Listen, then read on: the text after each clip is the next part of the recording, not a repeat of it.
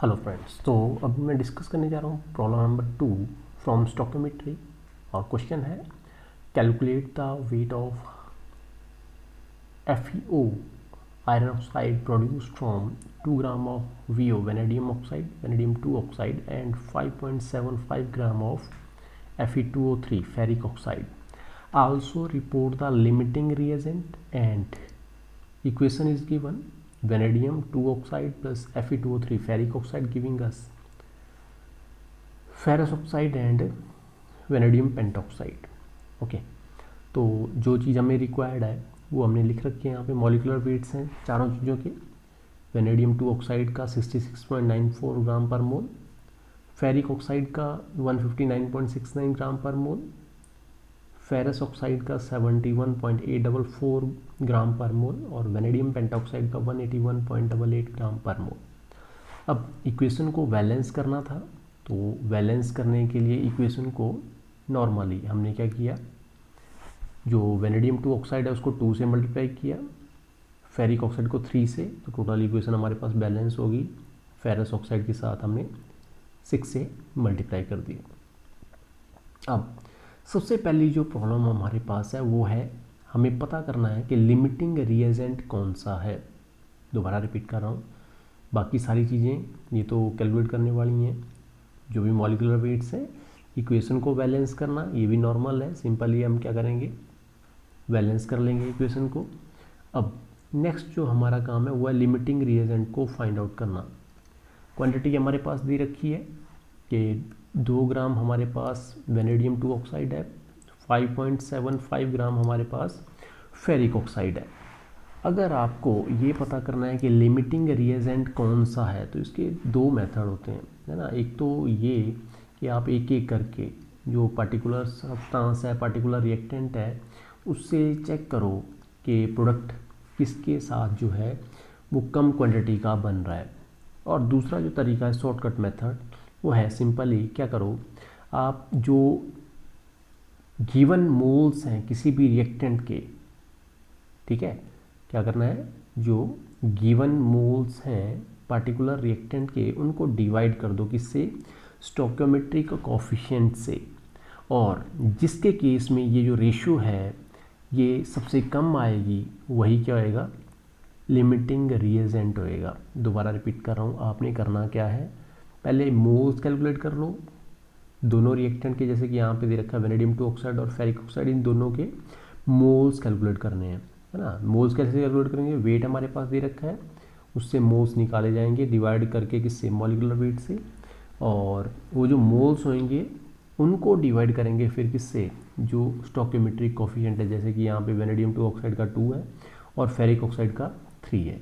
Okay, सबसे पहले number of moles calculate कर लेते हैं। तो इसके जो मोल्स आएंगे वेनेडियम 2 ऑक्साइड के, नंबर ऑफ मोल्स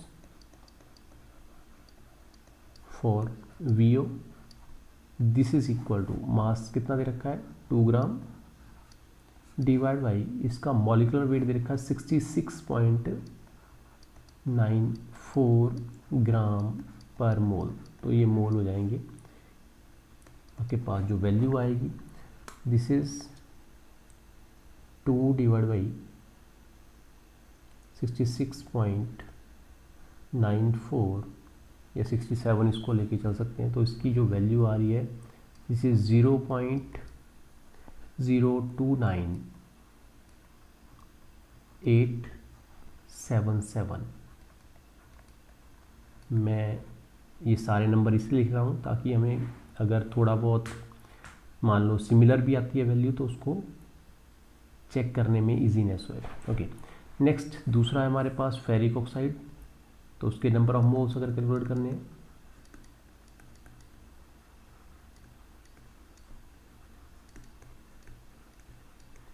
मास आपको पता है कितना है 5.75, डिवाइड कर दो मॉलिकुलर वेट से विच इज़ 159.69 ग्राम पर मोल, और ये ग्राम में है तो मोल की वैल्यू आ रही है यहाँ पे 5.75 divide by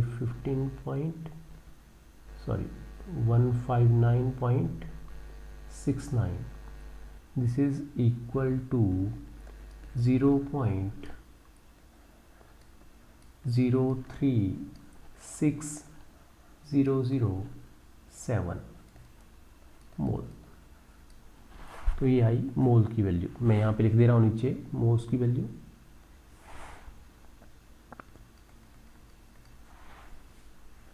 number of moles of vanadium 2 oxide, this is equal to 0.029877, and on the other hand number of moles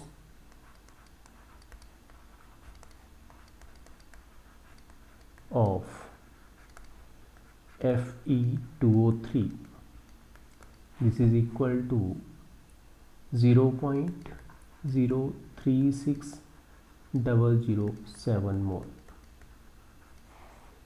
अब रेशियो लिख लेते हैं। रेशियो क्या आएगी?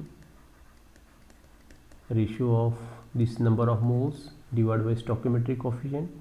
तो स्टोइकोमेट्रिक कोफिशिएंट आपको पता है वेनेडियम ऑक्साइड के केस में 2 है, तो 0.029877 डिवाइड बाई 2,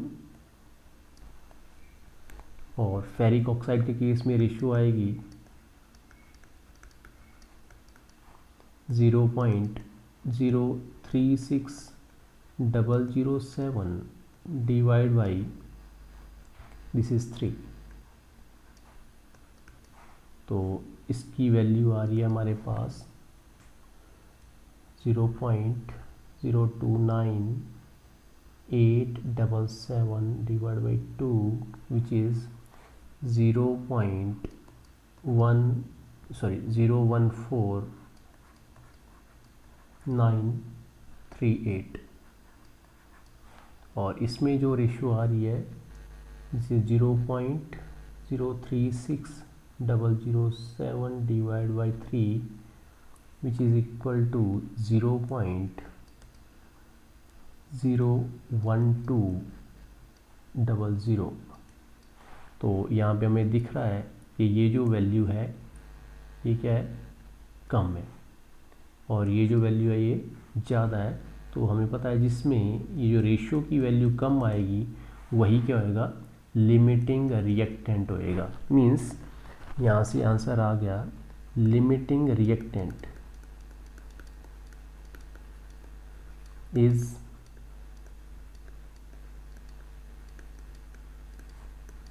Fe2O3।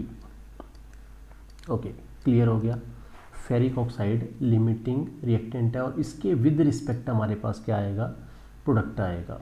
तो अब इक्वेशन चेक कर लेते हैं। इक्वेशन है 3 mole of ferric oxide give us 6 mole of ferrous oxide. तो 3 mole of Fe2O3 give 6 mole FeO। अब फेरिक ऑक्साइड के मोल्स हमने निकाल रखे हैं।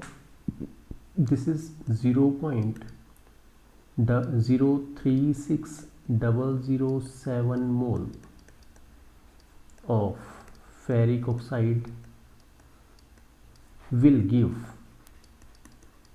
how much, 6 divided by 3 into 0.0360007 mole of FeO। और ये आ जाएगा आपके पास 2 into 0.0360007 mole of FeO, which is ये तकरीबन आपके पास आ गया 0.072 मोल ऑफ FeO। और इसको अगर मास में निकालना है तो हमें पता है फेरस ऑक्साइड जो है इसका मॉलिक्यूलर वेट है 71.844, तो 71.844 ग्राम पर mole multiplied by 0.072 mole of FeO। Mole से मोल कैंसिल हो जाएगा, रह गया वैल्यू ग्राम के अंदर। तो दिस इज